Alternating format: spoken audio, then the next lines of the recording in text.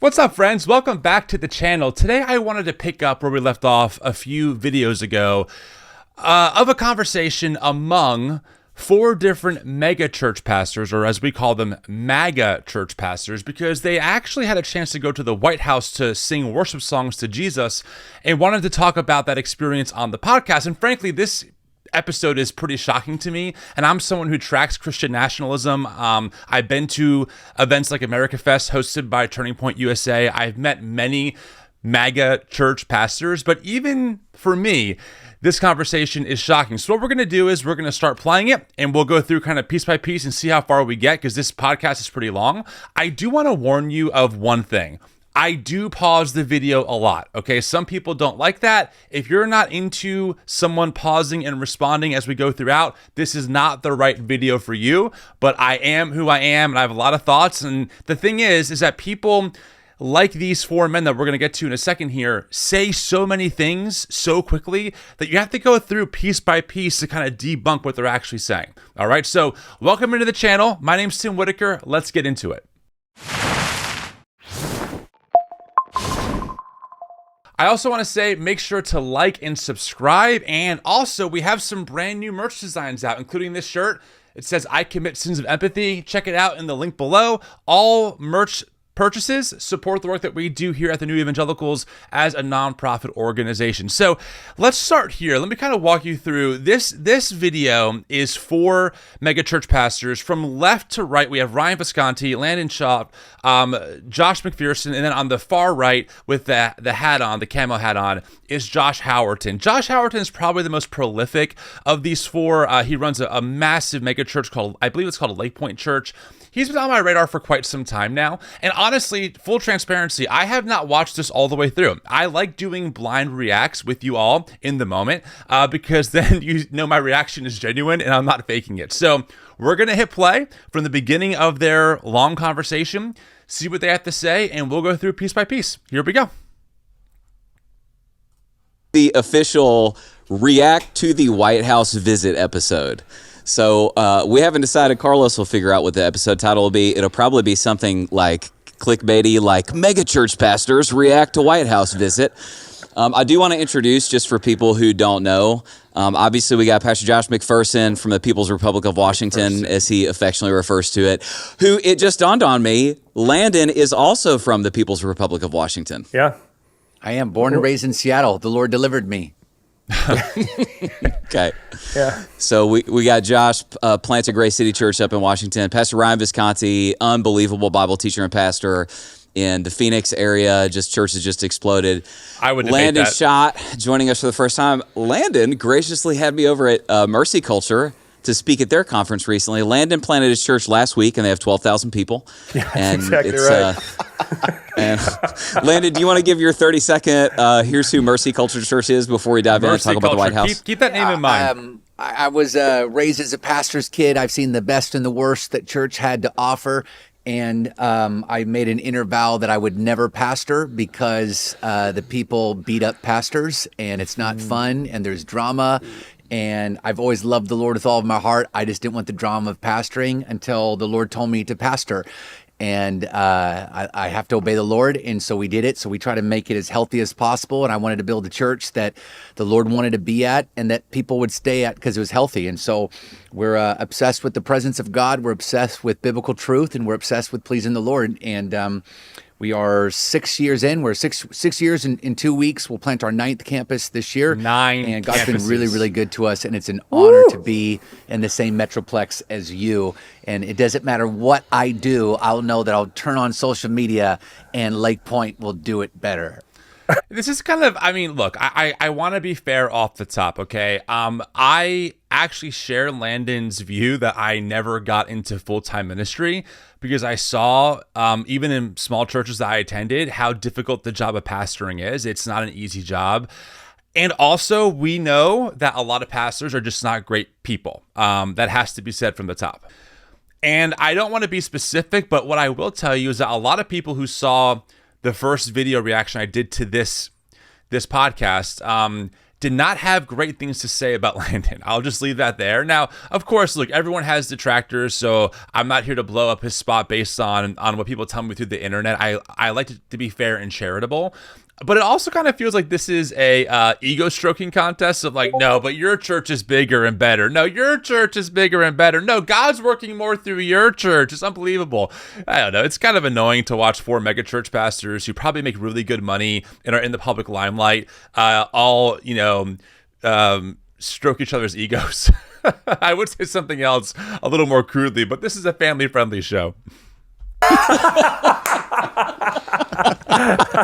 That's because of these people sitting over here to my left. It's all because of Carlos. These are big churches, though. We probably should point out that regardless of what I think about them talking about it, their churches are huge. I mean, 9 campuses.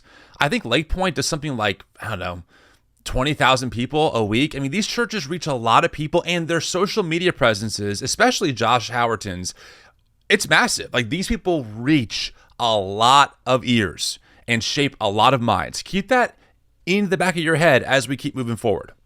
That's right. Okay, guys, let's talk about the White House. I'm just going to tell forecasts for people listening where we're going to go. So, it's funny because really all 4 of us, we come from kind of different streams of American evangelicalism in some ways. At least in my stream, it was pretty controversial for me to even go and to the White House. So here's what we're going to do. We're going to I'd like to give the behind the scenes for people listening. Like, hey, what did we notice while we were there? Because I know if you guys were anything like me, I saw things, I was like, I did not expect this at all. This is super different than I thought I was going to experience. Keep in mind, so what they're talking about is a few months ago, there was a viral video of a bunch of people in the White House in one of the rooms being led in worship by Sean Foyt.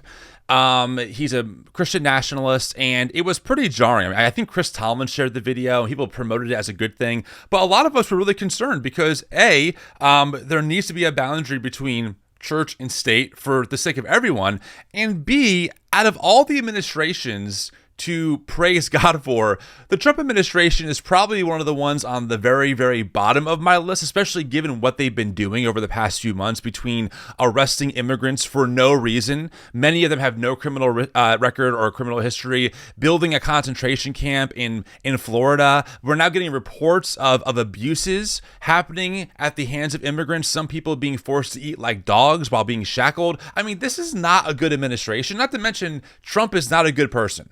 And again, we can go over that all day. I could talk about this entire video of the sexual immorality, the lies that Trump espouses, the dehumanization. So keep that in mind. Like, I am kind of shocked that these 4 pastors accepted the invitation to go and praise God for the blessing that is this administration, which you're going to see them talk about more and more, given the absolute dehumanization and total depravity of the administration that we're witnessing. I mean, we're all seeing the same things in front of us. It's mind-blowing to me, but we'll get into that as they kind of brag about it. Then I do want to talk about objections to pastors going or being seen as supportive of a presidential administration. I just want to run through some of those objections. We're going to do a quick react video live on the spot to a little clip that went viral from a prominent voice critiquing guys like us, and it'll be fun. We'll graciously do that. I'm sure. And then we'll just have fun with this. Does that sound good? Mercy culture, that right? sounds great. Okay, let's do it. So actually, let's just kick this off. Like, I know if you guys are anything like me, there was a lot I saw there that was very surprising. McPherson, why don't you kick us off, and then we'll just go around. Tell us what were your impressions, what surprised you. I'm so curious. Go ahead. Yeah, a lot surprised me. It was not what I expected. I didn't know what to expect going in. Was this a luncheon? I didn't know what it was. It ended up being almost a 4-hour briefing, and Pastor Paula White Kane bringing in just White House staff, Deputy Chief of Staff for Donald Trump, other folks, and we might get into the weeds of the details. I think you have a list to read off of things they're accomplishing. I was struck by a couple of things. One, I was struck by how clear each of the White House staffers who are in positions of authority and influence around our president, how clear each of them presented a personal articulation of their belief in Jesus Christ. It was huge. This wasn't kind of the George Bush era faith group. You know what I mean? Where there's an imam here and a Sikh and a Buddhist over there. These are evangelical Christians. We're not working to build a democracy where all religions can whatever. And yes, that's there, but the freedom of religion impulse that they're working for was coming from distinctly Christian roots.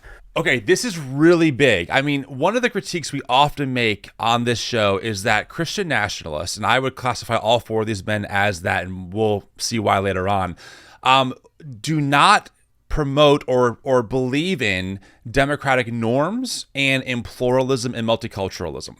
And to see Josh say proudly, look, this isn't like the Bush administration where you have different faiths coming in and working together. This is evangelical Christians, and that's a good thing. Should really terrify you when you think about that, right? Because these folks do not actually believe in religious freedom. They believe in religious privilege for them. They want an administration that will give them more and more power over the folks that they think are either their enemies or that are part of a false religion or worship a pagan god. That's what they want. That's what they want. And to see Josh say it out loud, I mean, he even kind of made the comment about democracy, and kind of put it in scare quotes. That should be telling about what their focus is, right? It's not democracy. It's not pluralism. It's not respecting the religious freedoms that our First Amendment guarantees for all citizens in America. It is simply about preserving their power and privilege and control over the culture.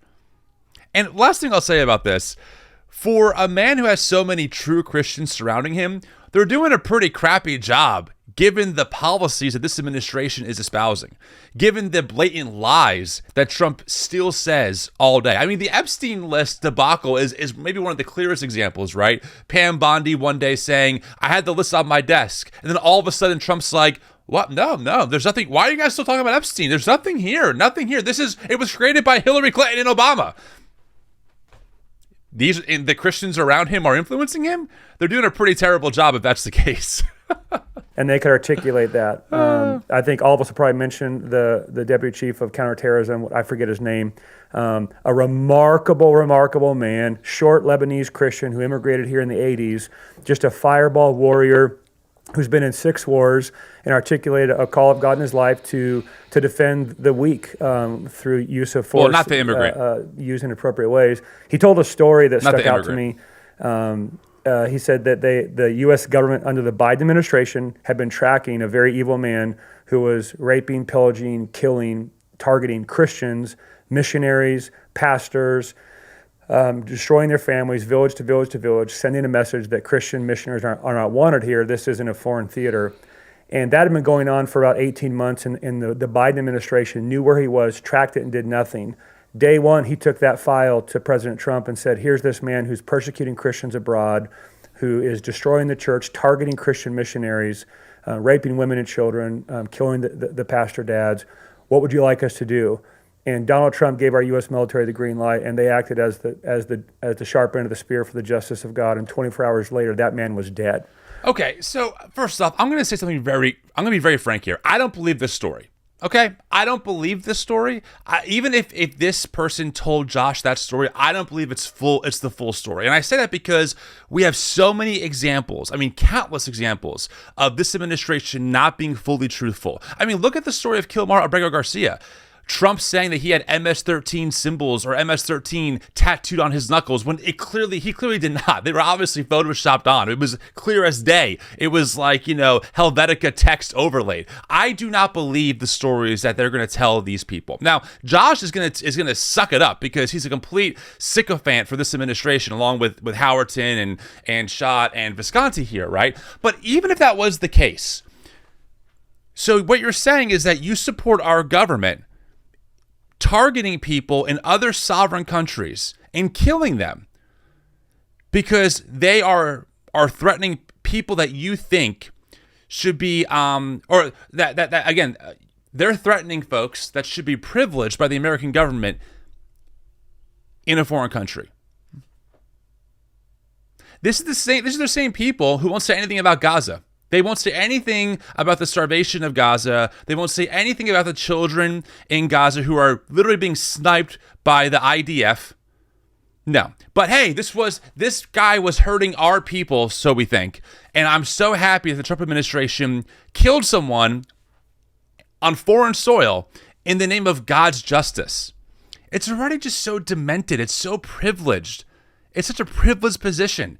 We love this administration because they're killing people on foreign soil for us that we think are targeting Christians like us. I'm sorry, that's not a good take. That's just not a good take.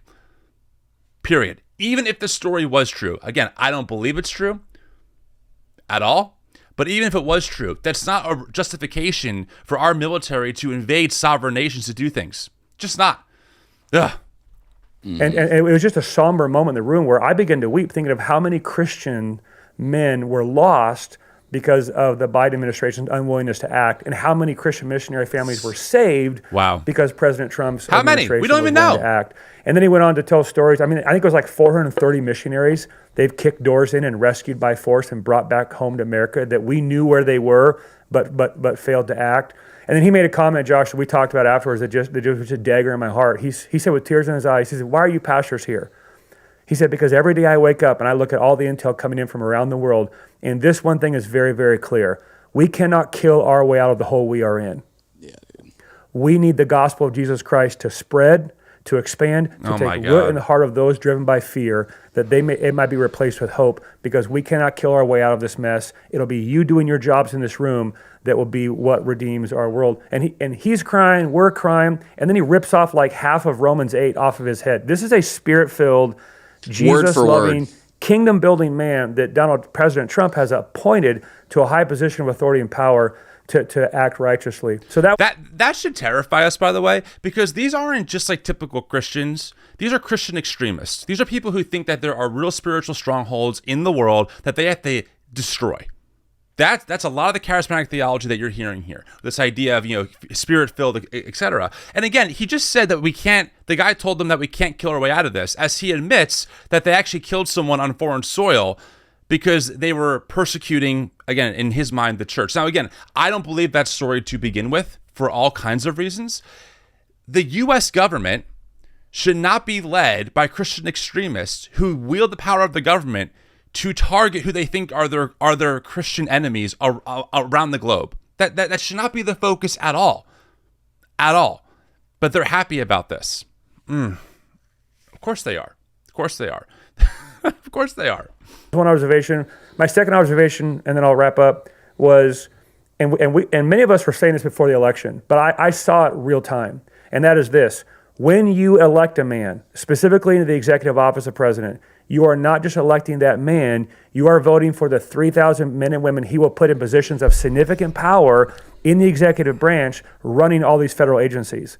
And as I listen to staffer after staffer articulate intelligent, thoughtful articulation of the gospel and their personal relationship in Jesus Christ, I thought, thanks be to God. These men and women would not be here doing the Lord's work, I believe, had they not been appointed by President Trump. And so when you vote for a man, you vote for his team.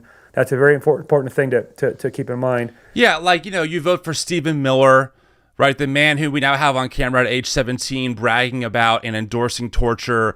You vote for Tom Homan, right? I mean, look at I wish these pastors would be a little more genuine in their reaction here. Look at the fruit of the people that this administration has hired. We are literally kidnapping the most vulnerable among us, immigrants, who are, many of which, I would argue most of which, are trying to go through the legal process, but because our system is so broken, are facing hurdle after hurdle.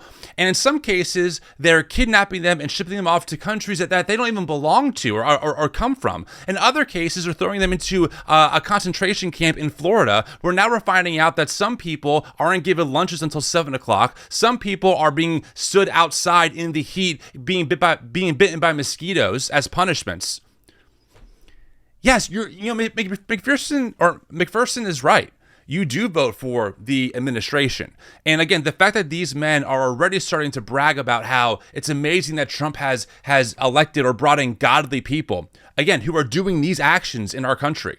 is shocking. We just burned 500 tons of food that was designed to go to children that were living in war-torn countries under USAID. When Doge, thanks to Trump and Elon, gutted USAID, that food went bad because they couldn't get rid of it fast enough. So we had to burn it. These are Christian ethics, guys. This is a Christian administration because they're bragging about giving you more Christian privilege as four men who already are some of the most privileged folks to walk among us in America. You can't be serious. Like, do you read your Bibles? I would love to know if they read the Bibles. Do you read the red words of Jesus? Blessed are the meek. Blessed are the merciful. Feed the hungry. Heal the sick.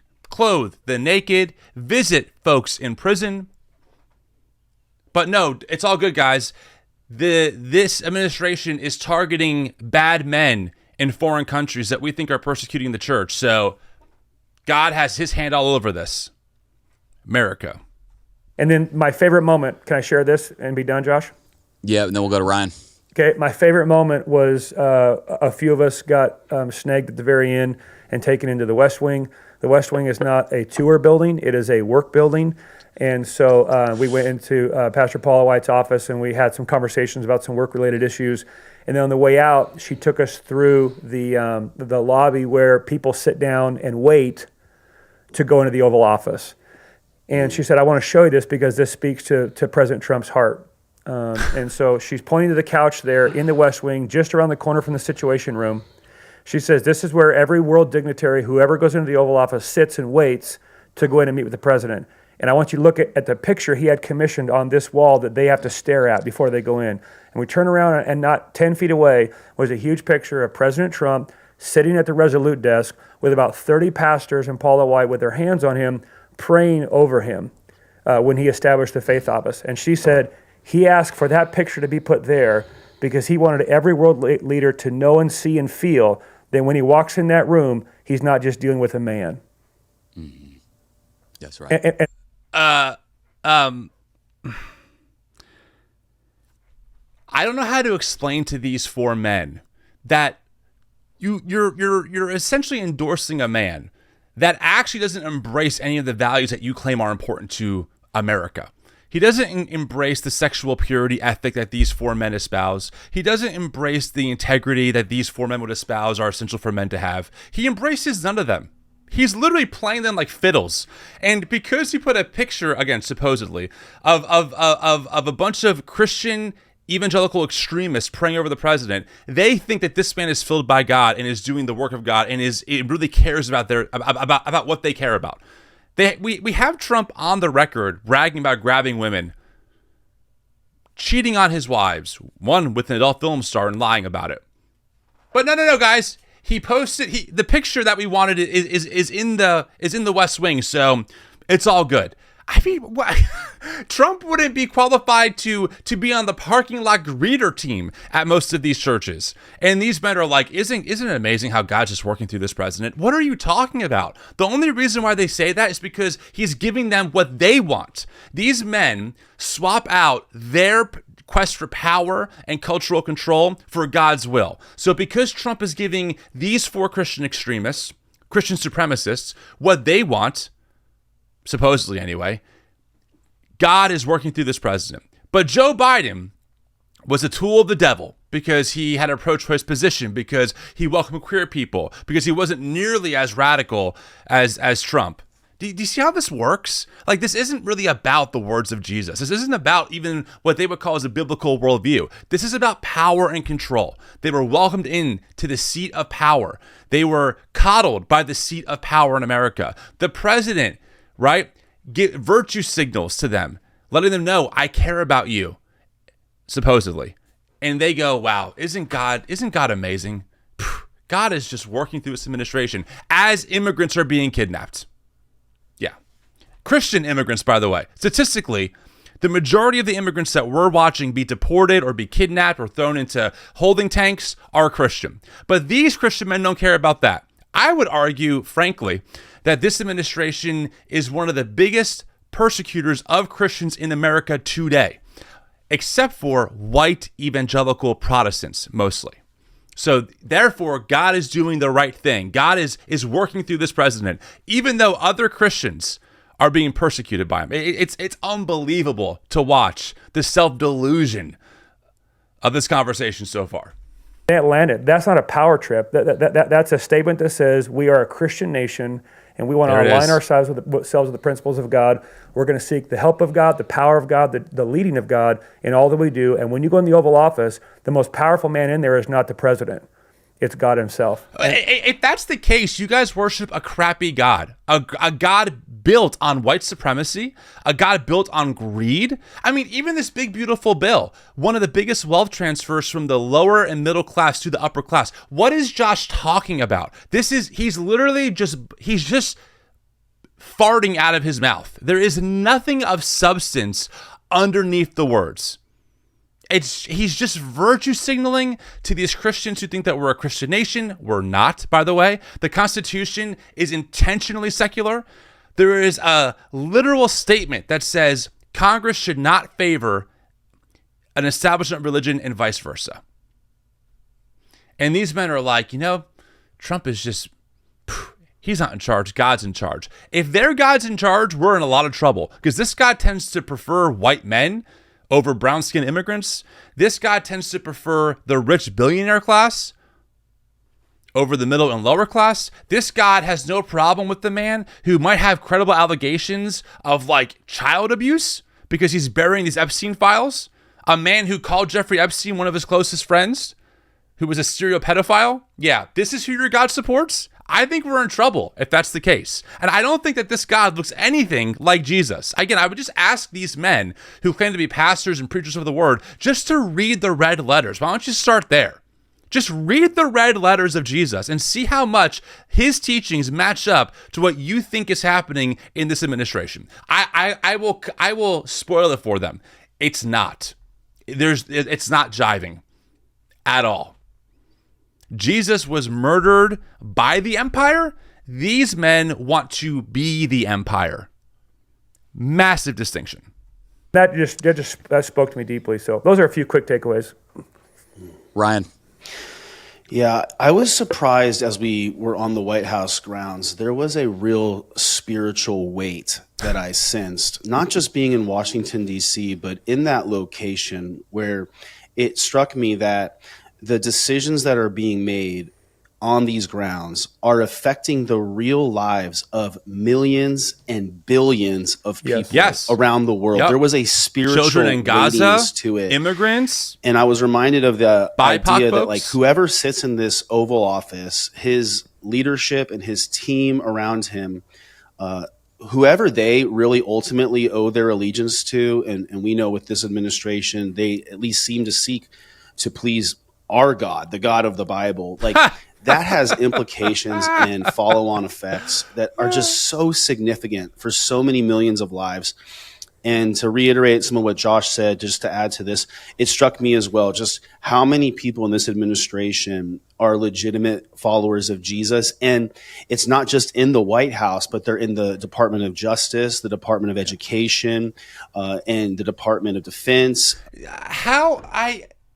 Am I the only one? I mean, leave a comment if you don't see the massive discrepancy here. If you see it too. I don't know how Ryan can say this with a straight face. I mean, I agree. This administration impacts millions, billions of people. Trump erasing DEI initiatives, erasing the Black experience, trying to say that our schools will teach true history, erasing transgender folks from society, minimizing their access to healthcare, embracing a movement that wants to overturn Obergefell, which gives gay people the right to get married legally in America. How is this human flourishing oriented? How is this helping people?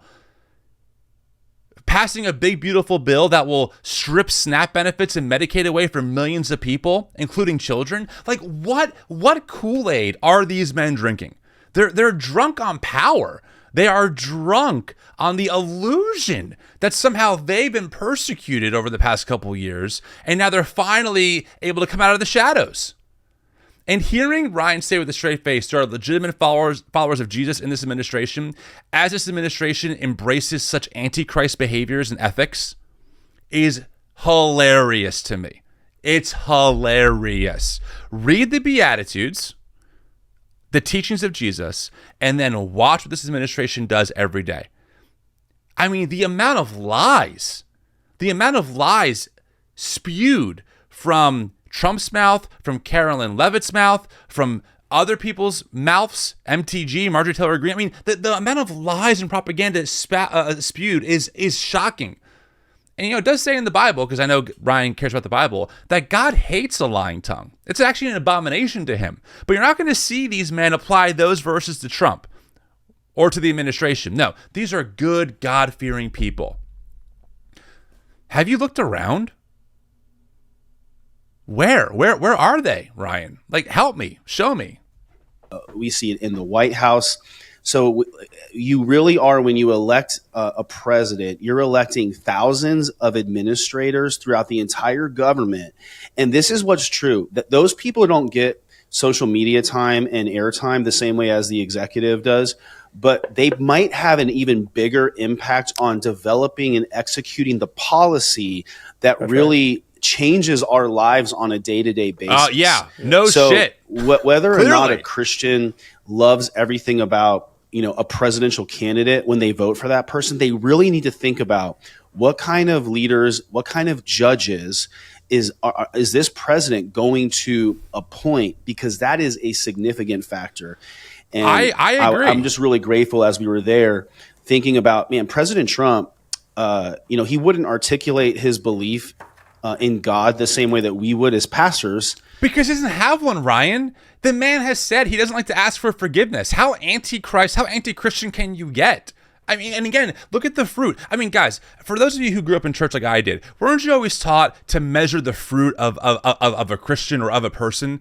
Look at the fruit of Trump in his personal life, in his time in the White House. The last time he was in office, he helped incite an insurrection. His followers brought a cross and a noose to hang the vice president with.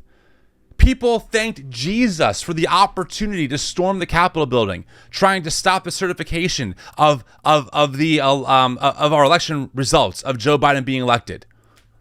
They carried a Christian flag around, Ryan. Like, what are you doing? These men are fools. They are foolish men who clearly are just cherry picking. And even then, I would argue, like, twisting the reality in front of us. It is just like, it's so discouraging. It's frustrating. It is bewildering to watch. It's bewildering to watch. And also, last thing I'll say about this piece that Ryan just said, this only applies to their candidate. Meaning, if I told Ryan, right, if I was like, hey, Ryan, I agree, man, Biden wasn't my favorite. He wouldn't articulate the Christian faith the way I would, but the people that he brought into the administration, I think, really did a good job of loving their neighbors and expanding rights for all Americans under the Constitution. I think that's really important. He would be like, no, sorry. Joe Biden's pro-choice. He believes in sacrificing children to Molech. So that position is not valid for him. But because it's his person, now all the justifications are suddenly in play. There's really no value of integrity, or there's no consistency here. They're always going to weaponize whatever benefits them when convenient, and they will always weaponize the opponent's positions as being not valid whenever convenient. That's how this game works. And you're like, look, I've been following this stuff for a long time. This is how the game works. If Joe Biden was in office now, and if he did the same amount of executive orders, for example, that Trump did in the first couple of days, you would hear these men today, oh, he's a tyrant. We have to be free from tyranny. It's it's important to resist tyrants. Joe Biden, all of his executive orders that are fundamentally reshaping America. That's how they would position it. But because Trump is doing that, and by the way, also fundamentally reshaping America, gutting the checks and balances between the House, the Congress, the Supreme Court, and the executive office, by doing a huge power grab under the executive office and administration that we're watching now. Now it's all good. God has sanctioned it. God is doing good things. Do you see how the propaganda works? It's mind-blowing to witness. He wouldn't have the same language to pull from probably that we have, but it's clear that he has a desire to please God and align himself with God. You gotta be kidding And that's me. why he has that photo You gotta of the be pastors kidding praying me. for him He there. That's why wants he to align established himself with God. this faith office. It made it an official office that has a budget and the ability to hire workers and put them in these different departments as representatives to make sure that these different departments of government are not biased against Christians or anything like that. So I was just Joe very Biden was a grateful being Christian. there, very touched and moved. So it was a really special time. Joe Biden is a more devout Christian than Trump ever was. And just because Biden allowed other people the same access to religious freedom that these four men enjoy, they call it persecution. They call it persecution. I also just very briefly want to bring up the Bible because, Ryan makes it seem like Trump wants to please God. Okay, he would probably say that it's important to follow the Bible. The Bible is the infallible word of God. James 5, now listen, you rich people, weep and wail because of the misery that is coming on you. Your wealth has rotted and moths have eaten your clothes. Your gold and silver are corroded. Their corrosion will testify against you and eat your flesh like fire. You have hoarded wealth in the last days. Does that sound familiar? Is Trump someone who hoards his wealth? Look, the wages you failed to pay to the workers who mowed your fields are crying out against you. Trump has been in legal trouble for years, not paying contractors, not paying employees. The cries of the harvesters have reached the ears of the Lord Almighty. You have lived on earth in luxury and self-indulgence. You have fattened yourselves in the day of slaughter. You have condemned and murdered the innocent one who was not opposing you. That is Trump to a T. And Ryan, the pastor with a straight face, Trump's really trying to please God. Okay, then sell all your stuff. Like Jesus tells the rich young ruler. You want to be born again? Sell all your possessions. Mind-blowing to witness this conversation between these four supposed pastors who supposedly understand the word of God rightly and are teachers of the word. Mind-blowing. Amazing. Landon. Yeah, so the first thing that stood out to me is, 80, 90 pastors in that room, and we start worshiping, and I felt the presence of God. I literally felt the presence of God as we worshiped in the White House. How epic is that? Then I want to triple down on what you guys said. How many Christians are in the White House? Real Christians. McPherson said the counter-terrorist guy who is weeping, and we're weeping as he's talking about Jesus is the only answer. We can't kill our way out of this. But to see so many Christians in the White House, and I need everyone to understand this. This is a big deal. It's not that they're in the White House. The faith office is in the West Wing. So of the 13 offices that are in the West Wing, that is this is where our government and world is ran. The faith office is there, influencing all of the other offices. That is massive. Yeah, and scary. And also violates the First Amendment. If the faith office was a progressive Christian office, if it was a Catholic office that was more, socially minded, if it was an Islamic office, a Buddhist office, these men would be losing their mind because they don't believe in religious pluralism. I mean, Josh himself said it. He said it a second ago. This isn't like the Bush years where you had an imam and a Sikh.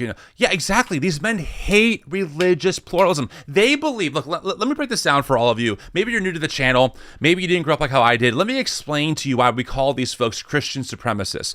These folks believe that they have an objective truth about God and God's moral law and how God has ordered the world that supersedes any other religious identity, including many other Christians. Okay? They're not looking to think about the complicated reality of our world, that there are a lot of religions out there, that there are a lot of religious traditions, and that it's complicated. No, these men believe that not just the Christian faith, but their understanding of the Christian faith and the Bible, their interpretation of it, and how they live their life is just following the objective moral standard of what they think the Bible clearly says. Therefore, they will always be like, hey, any chance we get our gospel out and people follow it, we're actually on the side of truth. But the second anyone opposes it, they're on the side of lies. We're on the side of God, they're on the side of the devil. because they've essentially done a categorical error. They've done a categorical error where they've taken religion, which, by the way, is complicated and nuanced and very subjective and is really a conversation and is impacted by culture and history and cultural context, etc. They've taken that and put it in the category of like empirical scientific evidence and has said, look, we essentially are as certain about our religion as we are about the earth being round. And therefore, anyone who doesn't subscribe to our beliefs is like a flat earther, essentially. They believe lies. It's such a mistake. And you see the outcome of this, right? I mean, again, these men are not standing against the Trump administration. They are endorsing what this administration is doing. Endorsing it. They're endorsing the lies. They're endorsing the massive cuts to social safety nets that really help lower and middle class families, right? They are endorsing what Trump is doing overseas. They are endorsing what Trump is doing with immigrants. Their faith is toxic. It is poison to anyone not like them. It is built on supremacy. You have to understand that. These men believe that they have a moral call by God to take over the country and to rule it on behalf of God from the top down. And any leader that pays them lip service, despite their actions saying the complete opposite, is right in their eyes. It's fundamentalism, it's arrogance, it's ego, it's privilege, and you're watching it on full display right now. The other thing that stood out to me is when we asked the chief deputy of staff, what do you wish pastors would do, Christians would do? What do you wish they would understand? And his answer rocked me. He said, have a little grace. And he explained the situation that we are in a democracy, and there's not going to be a perfect world scenario for everybody. And so you got these diehard Christians, these never Trumpers, and these certain like groups, factions of Christians that nothing is ever good enough. And they're like, hey, man, we're in a war, we're in a battle, and we're fighting everywhere that we can. And not all these policies are going to be perfect. And there's this weird utopia in the minds of people that they're expecting a perfect president and perfect results and to reflect heaven. And that's not happening until Jesus comes back and begins to rule and reign. But you're seeing a group of people that really, really love God and love their country. And that's awesome to see. Okay, so Landon's point is that we have to have grace, but they don't have grace. These men will have no grace for Biden. They'll have no grace for Democrats. They have no grace for their political enemies. They have no grace for progressive Christians like me. They are graceless people. But we have to have grace for them and for this administration. What? Why? And by the way, I don't want a perfect administration. It's impossible. But I don't think it's too much to ask to give immigrants due process that is guaranteed to them by the Constitution, that the Supreme Court has already ruled on historically. I don't think it's too much to ask for my administration not to espouse propaganda and not to lie all the time. I'll even come to their side. I don't think it's too much to ask for this administration to go after pedophiles and client lists that might be out there, no matter who's on them. I'm not looking for perfection. I'm looking for people to uphold the Constitution, to promote human flourishing for all of the people in America, to protect the rights of all Americans. Not just Christian supremacists. That's not too much to ask for. Now, I can get more extreme. I want affordable health care for everyone. Wow, call me a crazy Marxist. I think that it's wild that these mega corporations are gutting the middle class by not paying them fair wages for their labor, and that we are in a society that is built on the subscription model, the pay later model, that is entrapping more and more Americans in crazy amounts of debt because we can't get livable wages in this country for the working class. But that's way down the line. Give me a break, Landon. You're so hollow, man. It's like Swiss cheese. It's so clear how you're weaponizing all this language. It only applies to you and your tribe. You would never give the same grace you're asking for to other political or other politicians or people of different political persuasions who would hold different views on these issues. By the way, a view that would expand the rights to all Americans, not shrink them like what they want. The other thing that I knew, but I wasn't aware, and that's how demonic the Biden administration was. See? How deeply implanted anti-Christ narratives are in the entire government, in every department. So just picture it like this, everyone who's watching. The same way that Trump is putting faith people and people of faith into every of government and getting the demonic toxicity out, that's what Biden and their shadow government did to put it in. Okay, hold on. Pause. Do you see the distinction? Guys, I'm watching this live with you. Okay, I haven't watched this entire conversation. What did I just say a second ago? They're never going to give the same grace that they ask for to other people. Next thing out of his mouth, the demonic Biden administration. Let me unpack this for you briefly. This is really important. And I don't know Landon's theology deeply, but given the language he's using, he definitely sounds like he's coming out of the charismatic tradition. Maybe even flirting with the New Apostolic Reformation ideas of demonic strongholds. But this idea of demonic is code for people that we think are on the side of Satan. Okay? For Christian nationalists, there is no middle ground. Okay? There is no nuance here. You're either on the side of God, aka their side.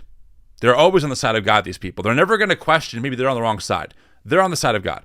Or you're on the side of Satan.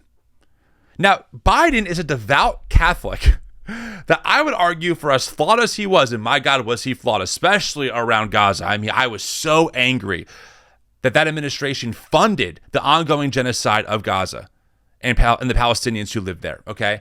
For all of those flaws, he certainly was infinitely better when it came to promoting the human rights of all Americans than Trump ever was. Including to our queer neighbors, our BIPOC neighbors, etc. And for Landon, Biden was a demonic force in the office with a shadow government. What do these things mean? Who knows? You're never going to get details. It's just propaganda. And Trump is on the side of God. The pussy-grabbing, sexually assaulting man who's been found liable by a jury of his peers for sexually assaulting E. Jean Carroll. That man is on the side of God and wants to do God's will. Joe Biden is on the side of the demonic because he's a Democrat, because he's pro-choice, because maybe he held even Christians to account for their actions if they broke the law. Do you see the nonsense, yet the power that is behind this movement? Remember, these men are very popular. 9 church campuses for Landon. They have a huge audience. And this is the kind of toxic venom they spew every day. These are people that hate our God, that hate our Bible, that hate our nation, and they were running our nation for the last 4 years. Ridiculous. The other thing that rocked me is when the chief deputy of staff said, "Hey guys, impeachment is coming." And this is wild because I saw it all over social media the week after. And here's what he said. If you Christians don't get your mess together, if you can't get your theological indifferences together, if you can't become more kingdom than you are cultural and loyal to your culture and Democrat parties, what's going to happen is they're going to vote in the House and it's going to get flipped to the Democratic side. And then they're going to spend the next 2 years fighting impeachment rather than fighting to better our country that's been in decline for the last 4 years. And propaganda. When Trump first came into office, the stock market tanked. Okay, the economy isn't really growing that well, and we actually had a pretty decent economical growth through the Biden administration. Again, notice how there's no specifics here. It's just word vomit. Demonic, in decline, impeachment's coming. Okay, maybe because Trump broke the law. These are the same people who would love to impeach Biden. Again, you're never going to find like a sense of integrity in these spaces. You're never going to find principled takes in this space. You're always going to find people that are going to do whatever they can to spin things to maintain the Republican conservative MAGA worldview that they have, and will do everything they can to minimize and to denigrate anything a Democrat does, especially Joe Biden. Wild Wild to watch in real time. Again, these are from supposed men of God who are preaching the word. Kingdom-minded. Again, read the words of Jesus, Landon. I would love to sit with them live and we just read the red letters. And every statement with Jesus, blessed are the meek. Okay, Landon, now can you explain to me how you think President Trump is meek? Okay, let's go to the next one. Blessed are the merciful. Okay, Landon, can you explain to me how you think this administration is merciful, especially towards their immigrant neighbors? Oh, right, you can't. You can't. Because they're not. Because they're cruel. And I would argue they're acting in Antichrist ways. Things that go against the teachings of Christ. A lot is on the line in this future elections. And so those were the main things that stood out to me. Yeah, amen. Yep. I'll triple down on a couple things, and then I do want to start talking about some of the objections because if I'm honest, you guys may disagree. What I feel like is happening among American pastors right now is the conversation underneath a lot of other conversations is how should I relate to the quote-unquote culture war and what's happening politically and culturally. So I think we can maybe help with some of that. Oh, good. Let me good. just a couple things that I want to click on. One, dude, so I've thought about it so much. I think I have that Libyan guy's, was it Libya? Is that where he was from? Lebanon. No, Lebanon. Lebanese. Dude, so I think I've got his quote almost memorized. He said, he was talking about how many terrorists there are in the world. And he said, I'll get choked up saying it. This is a deeply Bible-believing, gospel-trusting, Jesus-y man. Yep. And he says, we have a problem so big we cannot kill our way out of it. But every time a pastor or a missionary converts one of those men, the threat is neutralized by conversion. That's right. I was like, bro, that's honestly better theology than many pastors will articulate. That's ridiculous. This is so stupid. I'm sorry. This is so dumb. First off, that guy just admitted to killing someone, and you guys cheered it on it as a sign of God's justice. So whatever. Number two, if you want to talk about terrorism, how about the domestic terrorist threat of white supremacy? Like right now, there are groups in America. I mean, we just watched, I'm sure a lot of you watched that debate from Jubilee with Mehdi Hassan against a bunch of fascists arguing for the dismantling of the Constitution. There's your threat, Josh.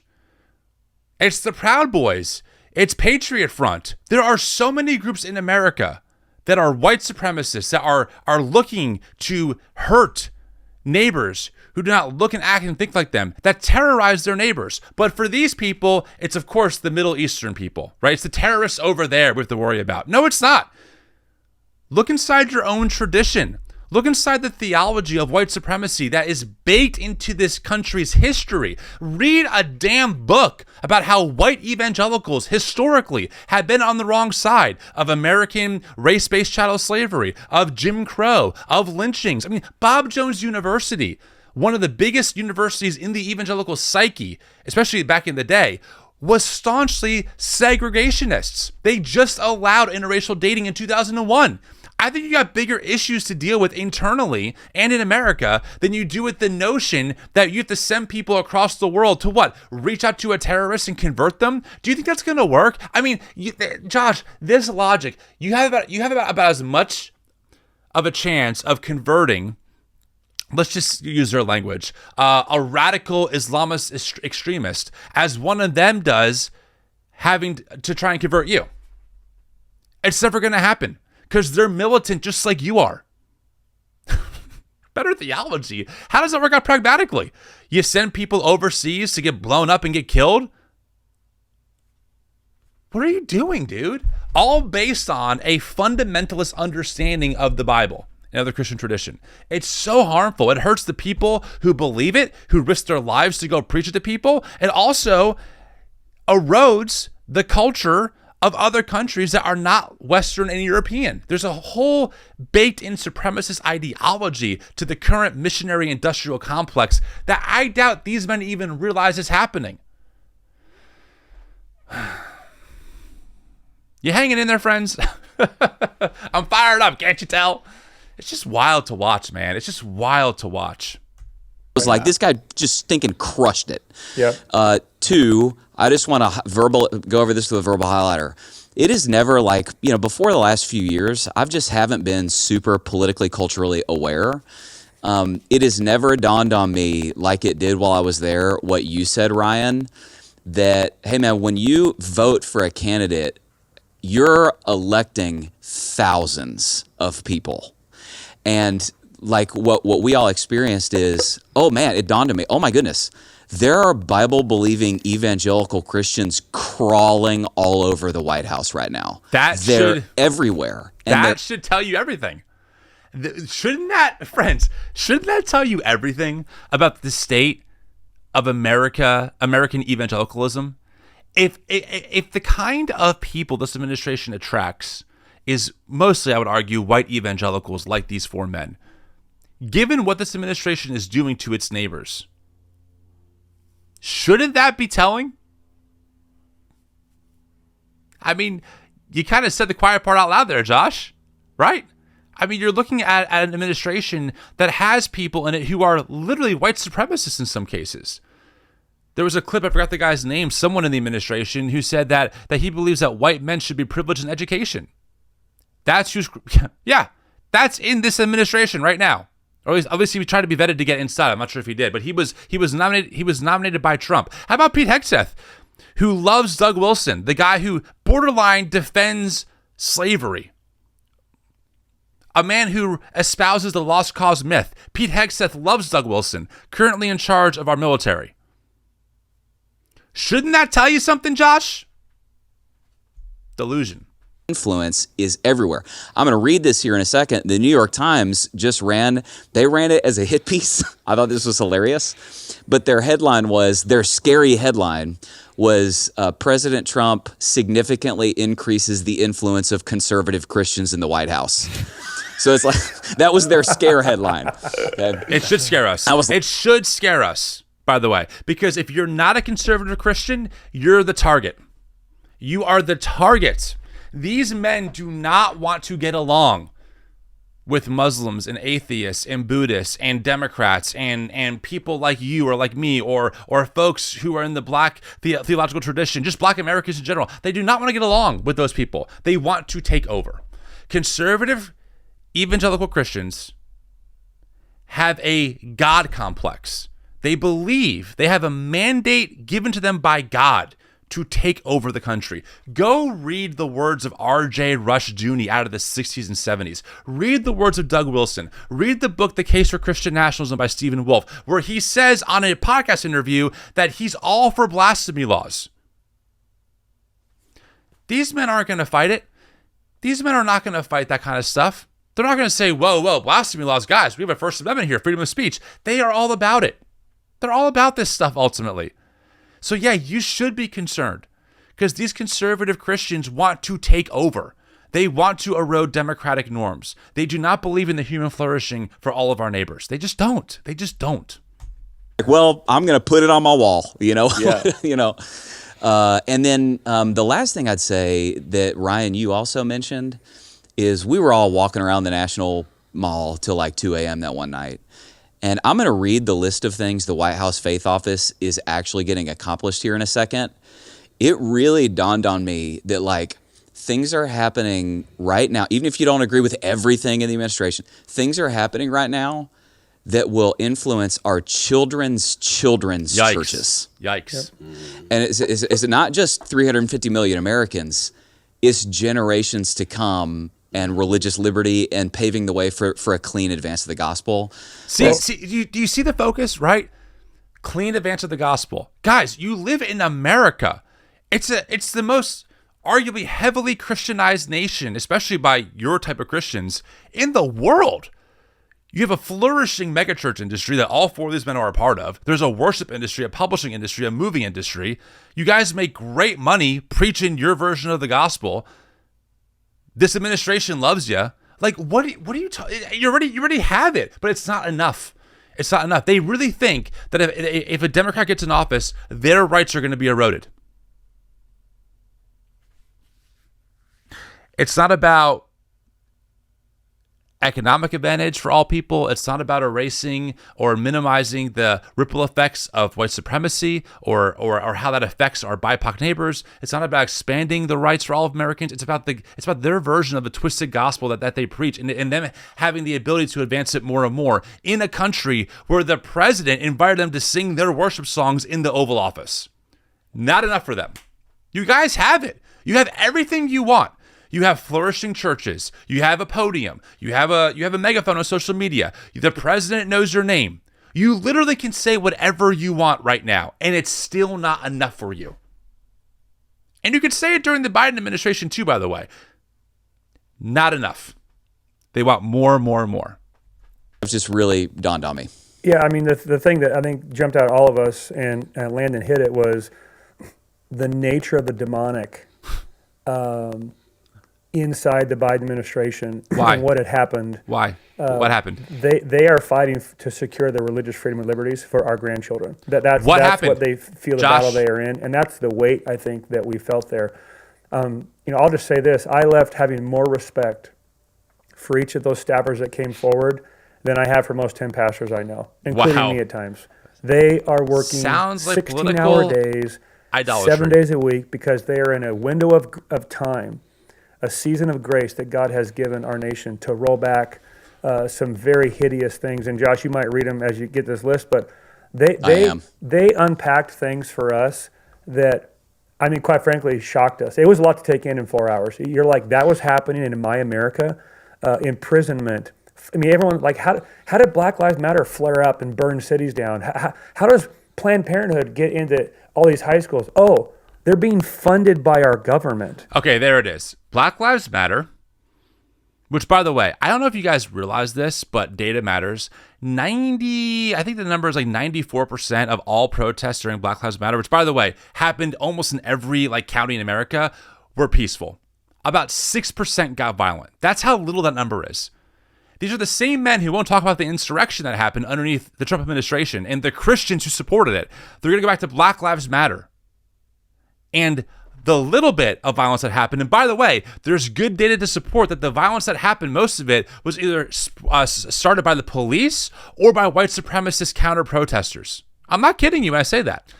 This is just one study from the NIH, okay? So this is a legit thing. Recent findings, data from the various sources suggest that police disproportionately target BLM protests for violent intervention. There is also mounting evidence of organized and vigilante right-wing violence targeting BLM protesters.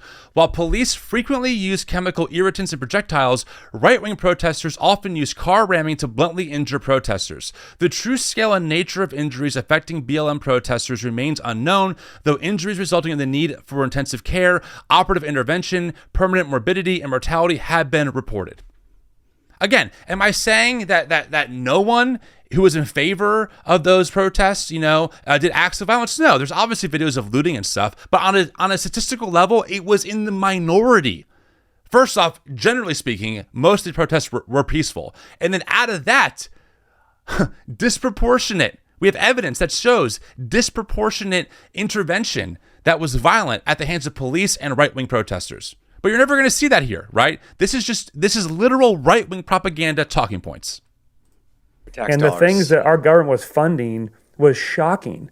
And so they gave examples of, it was like something like $400 or $500 million going to Planned Parenthood that got redirected to now fund an experimental program they're running in Texas where every high school gets an evangelical Christian chaplain. Oh, terrible. I don't care who you are. That's horrible. Why would you argue with that? Oh, easy. Because evangelical chaplains, first off, I know the law you're talking about. They don't have to have any actual credentials to be a chaplain, by the way. And number two, because they'll probably preach abstinence, which does not work.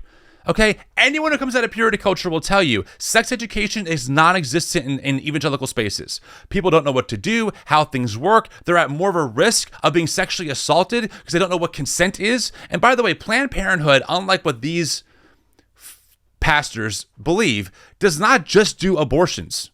They do all kinds of other pieces of care for people who usually do not have access to medical care, especially women, when it comes to checkups, when it comes to contraceptives, etc. Again, more talking points, more propaganda. That's a remarkable means of grace to our country. No, it's not. No, it's not. Yeah, I also It's a joke. noticed with these staffers, they all just had like a joyful resolve. Yeah. They were facing a big task. They're carrying a huge load. They were all tired, but they were resolved. Hey, we are going to push forward the mission. And that was encouraging. But I also want to emphasize this, because sometimes like the Trump administration gets depicted by the media as if it's this autocratic group that has no regard for the rule of law, right? You're joking. And they talked about their agenda and some of the things that they wanted to do. Like, you know, we're all thinking, hey, the executive orders are great, but we want to see these things become legislated into law so that if, God forbid, there was a future administration that wasn't supportive of Christians and biblical values, they couldn't just overturn these executive orders. Well, we're thinking this as pastors, and we're kind of reminded being there at the White House, like, hey, buddy, these people are all aware of the things that you're concerned about. Like, they know what they're doing. They're very competent. They're on it, but they emphasize multiple times, like, we are moving at the pace of the legislative process and as quick as we can according to the rule of law. That's not true. What Doge did by gutting USAID and defunding parts of the government was illegal because Congress controls the purse. These people are shills, man. They are government agent shills who are lying and who are misrepresenting data. Trump signed an executive order erasing birthright citizenship. It's in the freaking Constitution. And he just tried to erase it by decree. A Reagan-appointed judge threw it out of court, saying it was one of the clearest cases he's ever seen regarding how he had to rule, which obviously is in favor of the Constitution. These people, I'm sorry, like, I'm so aggravated by how easily they twist things, they misrepresent things. It's wild to watch. Not some kind of like insurrectionist or this like autocratic authoritarian government that doesn't care about procedure and the way that things are supposed to work. They don't care. They are on it. They're working hard. They're joyful. They are passionate about the mission. So we need to pray for these people that are working throughout our government. Pray for them as they gut our government. So Landon and Ryan, I want to ask you guys a question before I get to objections, because like I'm learning y'all's world, Pentecostal charismatic world. So for the world that me and Josh came out of, like Reformed adjacent, kind of Baptist-y, whatever that, like it. My phone, I'll just tell you, I got lit up with rebuke text messages. Good. So Good. I'm actually curious for the world you guys come. Was it controversial for you guys to go to that visit? Definitely yes not. Or no? I'm gonna say no. No. Yeah. No. No, I don't have a lot of friends that would rebuke me even if I did. So no, they don't.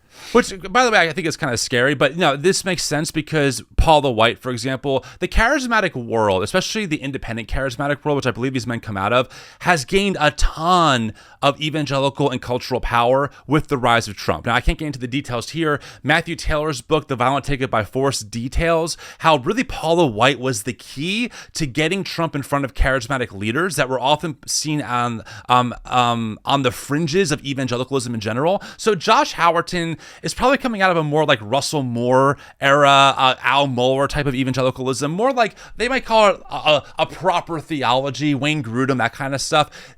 Independent charismatics like Landon and Ryan, I believe that both of them were always kind of on the fringes, right? They were always they were seen as a little cuckoo, a little out there, but now they actually have serious access to political power. Okay. And so I'm not surprised at all that Landon would say, no, I wouldn't be rebuked. This world has wanted this for a long time. Again, they believe in taking over America and ruling from the top down. The Seven Mountain Mandate, popularized by Lance Wallnau, another independent charismatic, is a theology that says Christians, mostly Christians like them, are called to take over the seven mountains of influence. Government, business, the family, education, the arts, entertainment, etc. There's seven total.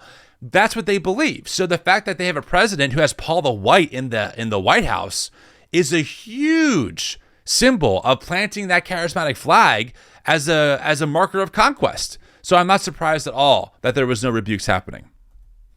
Okay, I was just curious. Well, then that'll make the next few minutes even more interesting. Okay, so let's do this. because here's what I want to do. What I want to do in the next few minutes, I'm gonna ask for quick hitters. So I'm just need one of you guys to hop in with a brief, direct response to these objections. Okay, I'm going to pause here because we're already an hour into this take, and I want to get into this again, but we'll do it for the next video. Okay, there's a lot here. I don't want to wear you guys out with one mega long video. We'll break this up, but I think this sets the stage. I think this sets the stage for objections that we're going to see them respond to. I think that's when it's going to get really wild. I hope that this response demonstrates that when we talk about the threat of Christian nationalism here at the New Evangelicals, that we are not exaggerating. When we tell you that there are people who really believe that this administration has been called by God and is doing godly and biblical and Christ-like things, we're not making it up. These are not fringe pastors. These are not some random TikTokers. These people have mega churches, and they really believe with a straight face that God is blessing the country because of what Trump and this administration is doing.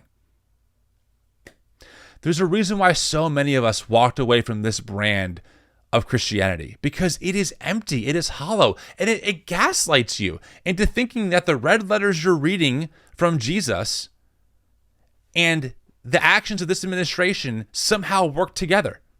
And they don't. This administration is empire through and through. I mean, arguably any administration is, right? But what tools of empire are we using? What are we using them for? Those things matter. And I agree on the surface with the idea there's no perfect administration. As a Christian, I had major problems with the Biden administration, 100%.